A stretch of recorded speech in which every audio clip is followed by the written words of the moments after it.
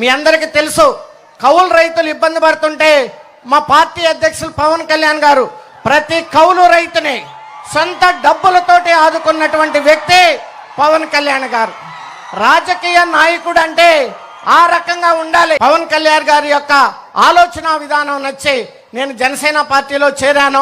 ఇటు పక్క పెద్దలు చంద్రబాబు నాయుడు గారి యొక్క ఆశీస్సులు, బీజేపీ ఆశీస్సులు ఉన్నాయి. నేను ప్రత్యేకంగా పవన్ కళ్యాణ్ గారికి నా హృదయపూర్వక ధన్యవాదాలు తెలియజేస్తా ఉన్నాను. ఈ రోజే నేను బీ ఫారం తీసుకొని వచ్చాను.